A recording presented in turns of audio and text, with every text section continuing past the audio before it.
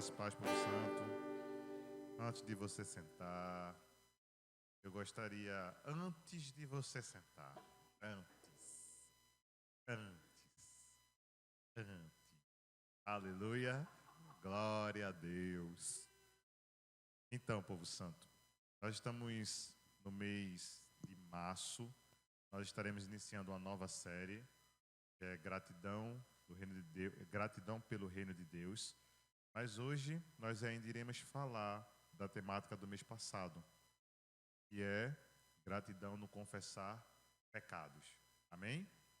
Pega a tua Bíblia aí e abre em Neemias 9.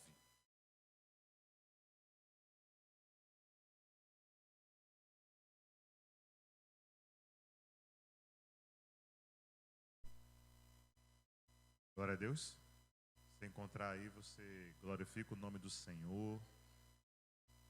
Eita, papai amado, trazendo entendimento, paizinho, sobre tudo que nós iremos conversar na noite de hoje. Que nós tenhamos sabedoria para aplicarmos todas as chaves que tivemos desde o início de fevereiro até o dia de hoje, relacionado a confessar pecados. Aleluia, no nome precioso e poderoso de Jesus. Amém, povo santo? Diz para o teu irmão assim: confessar pecado é bom. Você tem confessado, irmão? Você tem confessado, irmão? Pergunta aí.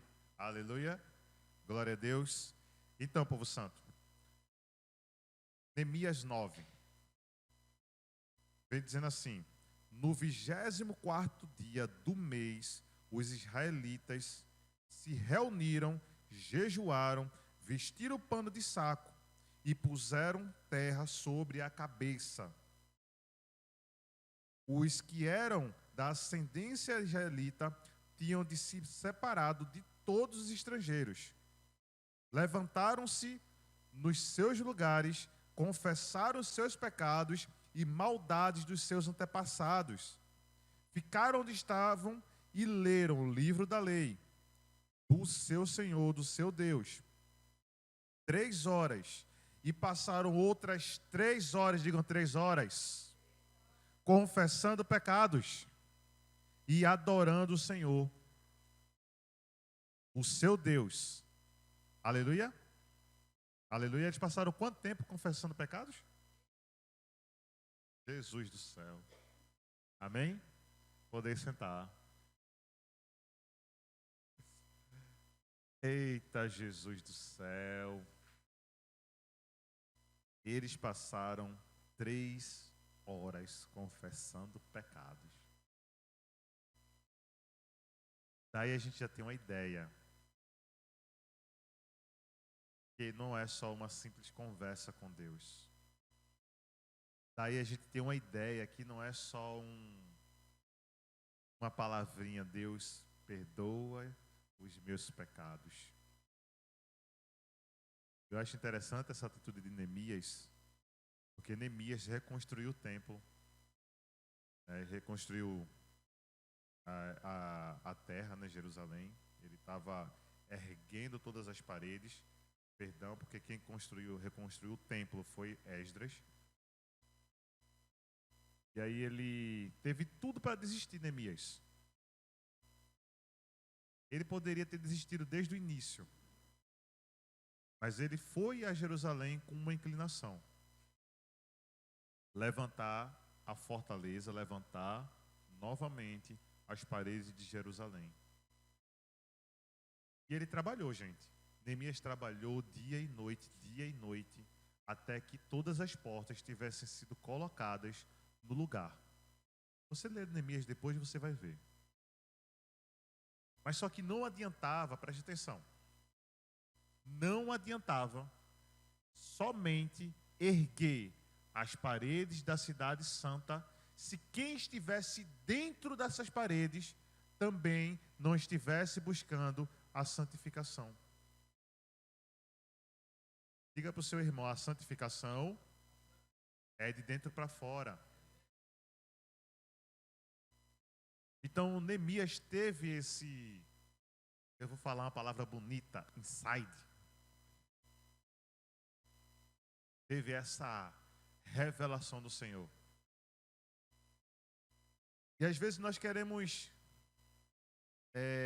discordar de algumas situações que a Bíblia nos fala. Desde a primeira ministração que nós falamos, né? Gente, como confessar pecado é bom. Não só por isso, mas porque roda uma chave na nossa família, roda uma chave na nossa descendência, roda uma chave que se torna tudo diferente. Quem tem a cultura de confessar pecado vai perceber que cada vez que nós chegamos a algumas pessoas que são da nossa confiança, que são pessoas de Deus aqui em terra, e nós começamos a colocar essas palavras, como está dizendo aqui, confessar pecados e maldades. Começamos a conversar, nós tiramos um peso da nossa vida. Diga assim, pecado pesa, irmão. Pesa muito.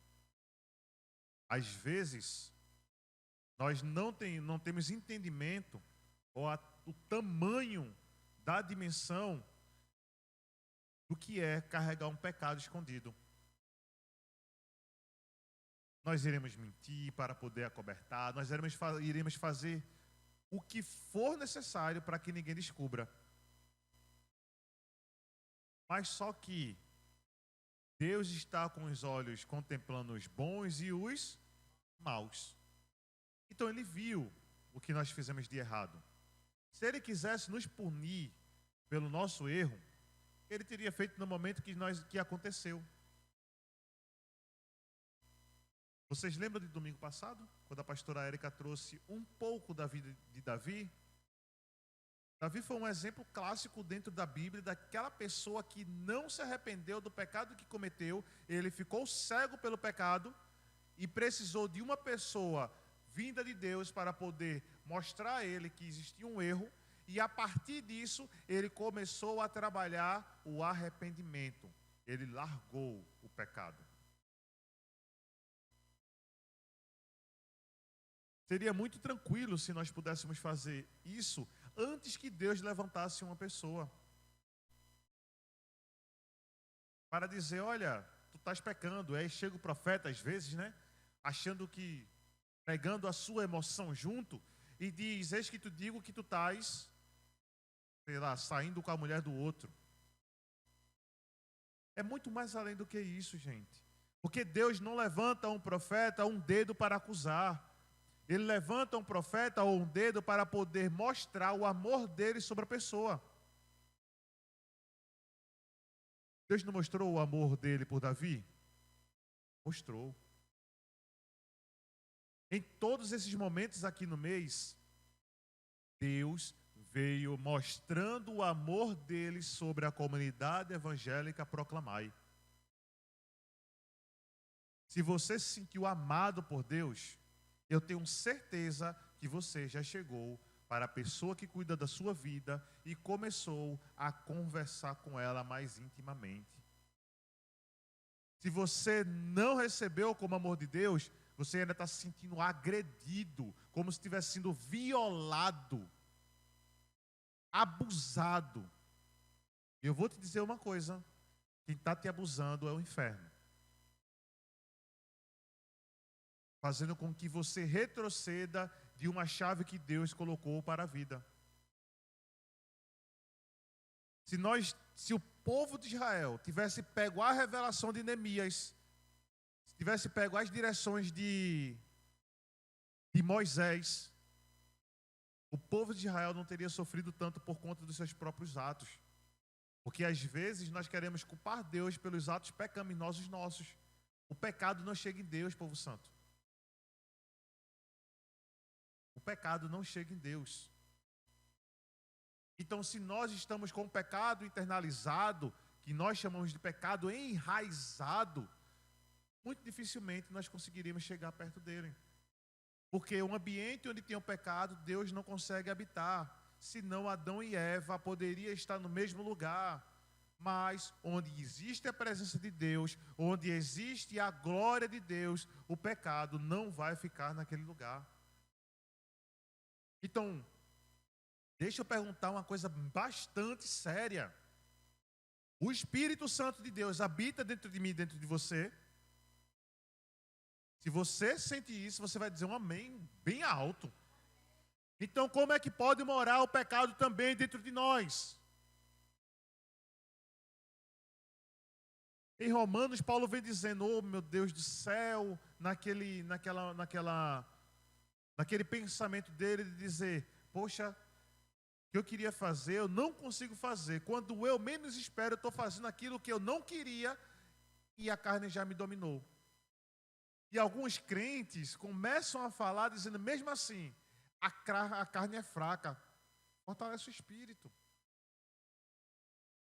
Ah não, porque eu estava assim, a carne é fraca, não. A Bíblia vem dizendo isso, mas antes disso vem dizendo que o espírito é forte. Porque eu quero colocar sempre a justificativa em dizer que a carne é fraca para justificar o meu ato pecaminoso. Vocês lembram da passagem dizendo, olha, se o olho está te levando a ser condenado, arranca ele e joga fora. Se você vê que sua mão está levando você à condenação, arranca ele e leva fora. Deus não está dizendo para nós arrancarmos uma parte do nosso corpo não, mas onde o pecado está habitando. Às vezes, o pecado está habitando no modo de olhar as pessoas, de tentar internalizar o que está acontecendo com ela. Às vezes é a nossa atitude em buscar algo que não é nosso. O que Deus está dizendo, quer viver uma vida de santidade, arranca isso de dentro de você. Arrancar dói. Mas a partir do momento que nós tiramos, a cura do Senhor vem. O que nós não queremos é nos livrar disso. Muitas vezes, porque pecado é gostoso. Pecar é muito bom. Mas viver com Deus é muito melhor. Então eu vejo aqui em Neemias, quando ele começa a dizer, reúne o povo, vamos lá, todo mundo junto. O povo de Israel voltando lá para dentro de Jerusalém, aquele grupo de gente. E ele começa a confessar o pecado, não só seu, mas dos seus antepassados. E eu fico impressionado que foram 3 horas, gente. Como a gente iniciou. Foram 3 horas. O Espírito Santo trouxe as direções dos antepassados deles. Olha, Deus me perdoa porque nós fomos idólatras. Nós adoramos o Deus Baal. Nós adoramos a deusa Esferá. E começou a dizer, papai, no nome de Jesus. Não tinha Jesus, né? Mas estou falando uma oração nossa.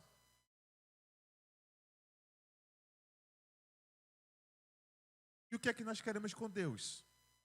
Sentarmos, às vezes, com Ele, no final da nossa noite, e dizer, muito obrigado pelo meu dia, Senhor, perdoe os meus pecados.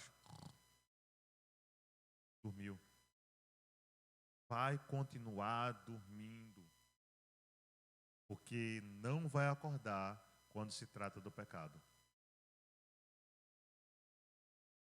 Outro princípio que Neemias me trouxe claramente é que quando ele começou a confessar o pecado ali, eu entendo que existiam crianças ali, porque era o povo de Israel. Existia uma cultura de se ler toda semana as leis. Existiam crianças, filhos daqueles que estavam ali presentes. E eu entendo que a partir daquele momento, Neemias estava trazendo uma revelação de Deus para fincarmos nas nossas crianças, ou nas crianças deles, um princípio totalmente diferenciado. Era um princípio de reconhecer os erros e de falar sobre eles. Mas muitas vezes, nós queremos maquiar esses princípios dentro do nosso lar. Repita para você: o que eu planto hoje na minha casa, vou colher nos meus filhos. Qual é a semente que está nas nossas mãos? Todos sabem aqui. Papai deixou sementes nas nossas mãos.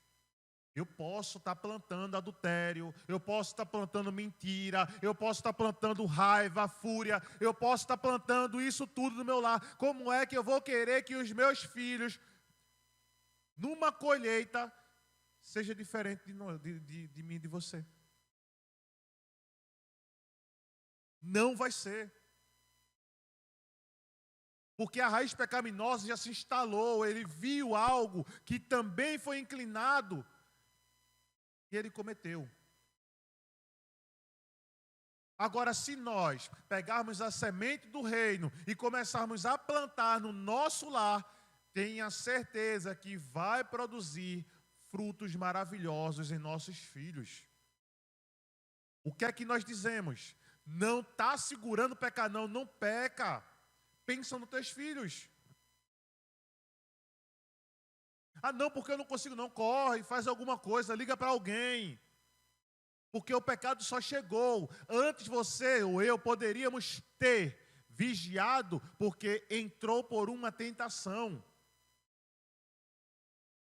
E não vai me dizer aqui dentro, nem quem está escutando em casa, que eu não sou tentado por nada. Que eu não tenho área de vigiar, que eu não tenho... Não. Ou você já teria no céu. Ou você já foi arrebatado e voltou, não sei. Mas nós, todos nós, temos áreas para vigiarmos. E a tentação vai ser um lugar, um mecanismo que vai acionar essa área. Se você estiver ligado, se nós estivermos ligados em todas as nossas áreas, nós já chegaremos para as pessoas que conduzem a nossa vida e vai dizer, olha, um gatilho ligou em tal área. E aí, vai começar a conversar, até voltar ao controle normal. Porque tenha certeza, chegou no pecado, agora é mais complicado. Porque eu vou ter que confessar o pecado, e o pecado leva vergonha. O pecado, para poder chegarmos, principalmente se for uma questão íntima, vergonha. Tentar restaurar novamente o que já tinha sido passado por um processo de restauração.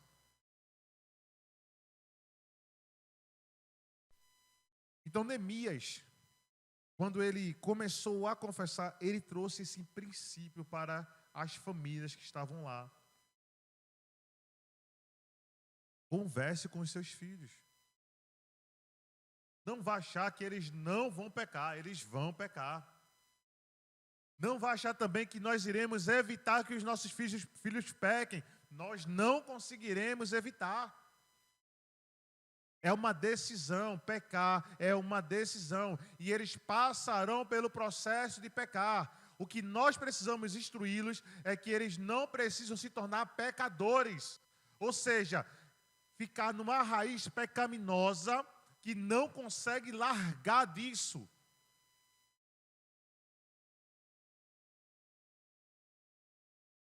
Mas sabe que talvez o que nós não tenhamos feito era dizer para os nossos filhos que existe um justificador.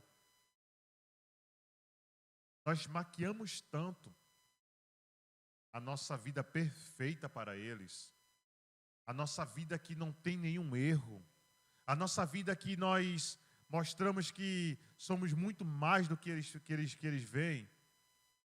Parece que nós não somos super-heróis. E daqueles que não têm falha.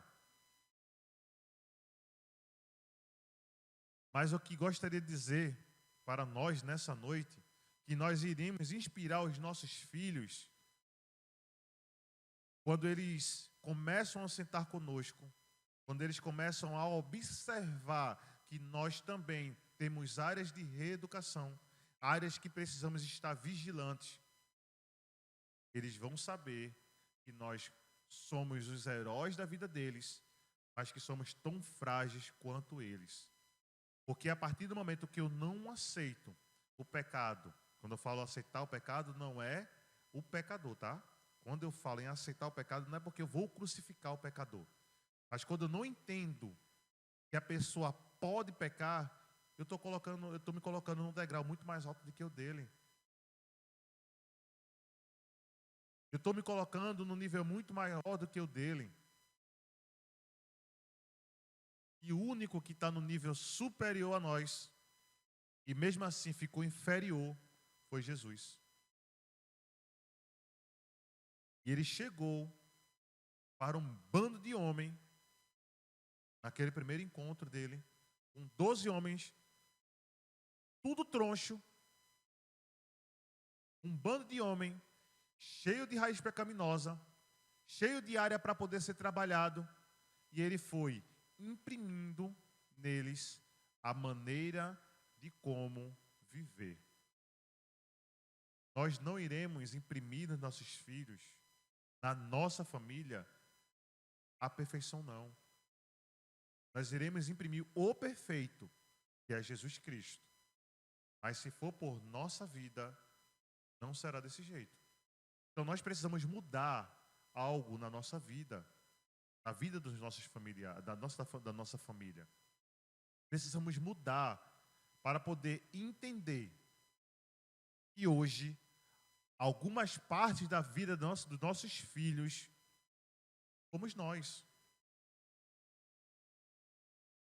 Fomos nós que ligamos neles.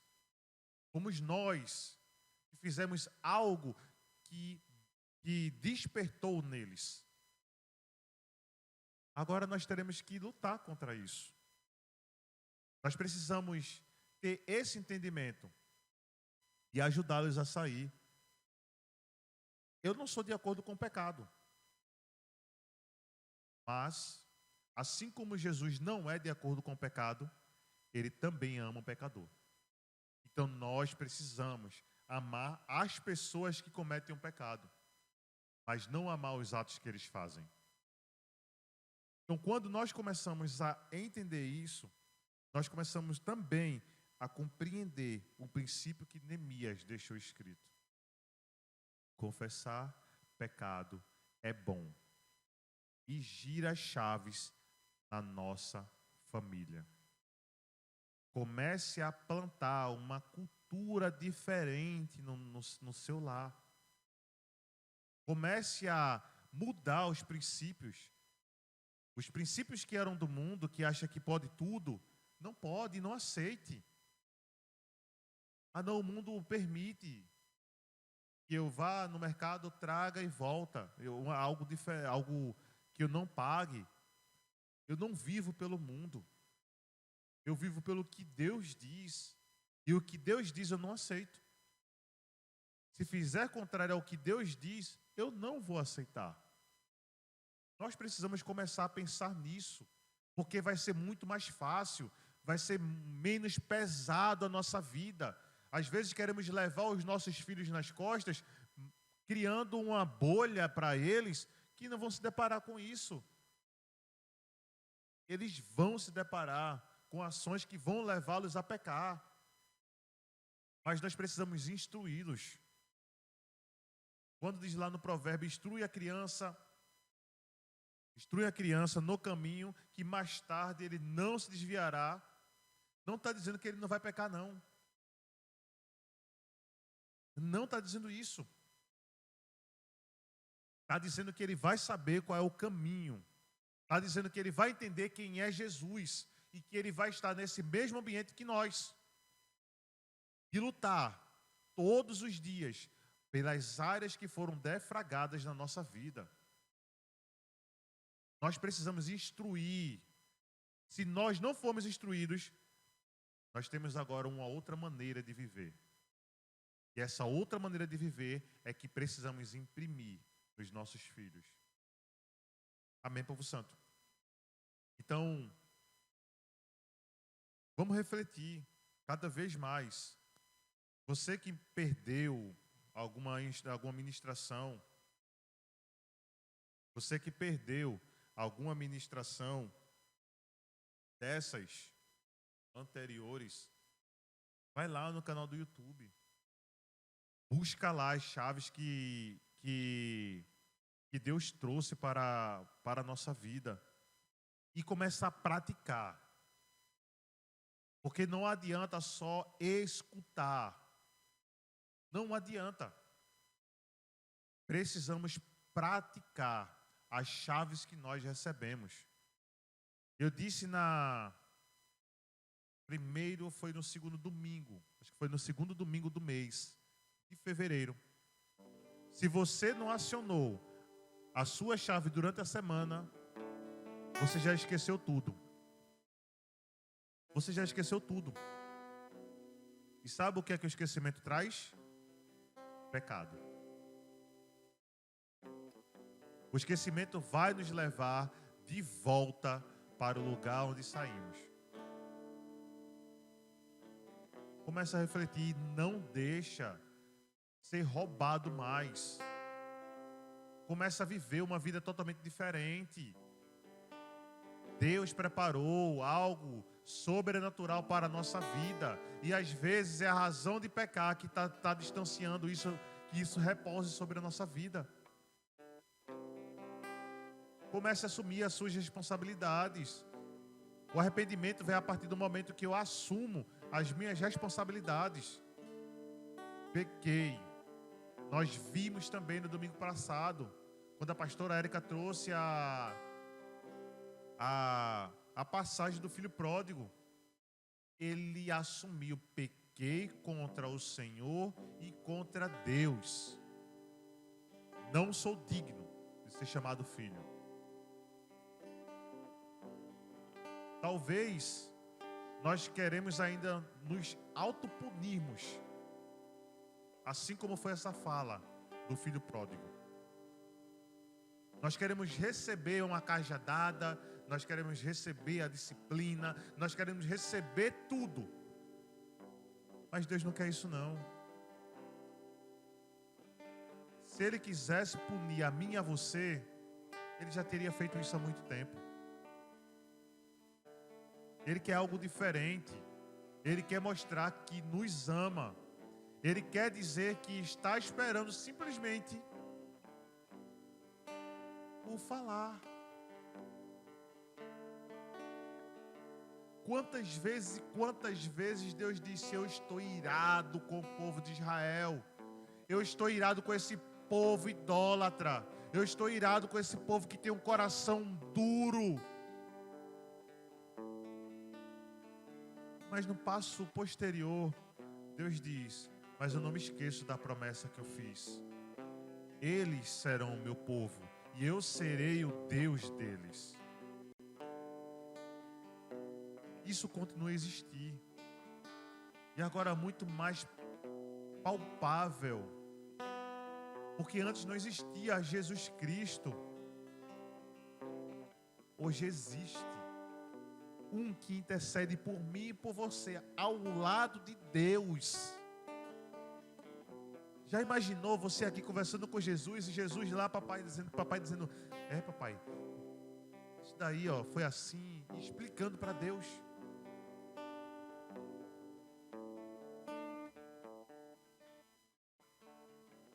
O pecado é muito pesado. Por isso que Deus não consegue recebê-lo. É pesado. Para encerrar, lembra da mulher encurvada? A mulher estava encurvada por um espírito. E que se nós formos ler, você vai ver que quando ela fala sobre o que é, esse espírito vai embora. Às vezes nós estamos sendo perturbados pelo nosso passado. Às vezes nós não temos paz porque o nosso passado nos perturba. Mas sabe por que ele perturba? Porque nós ainda não conseguimos abrir a nossa boca e colocar o que nós fizemos de errado. Pela minha vida e por tudo que eu já passei com meus 37 anos, se eu não tivesse aprendido esse princípio, eu poderia hoje estar perturbado. Mas a partir de entender isso, eu nunca mais guardei nada que pudesse me fazer mal. Então, povo amado do meu Pai, viva de uma maneira diferente e comece a plantar dentro de você, dentro da sua família, essa cultura de confessar o pecado. Amém?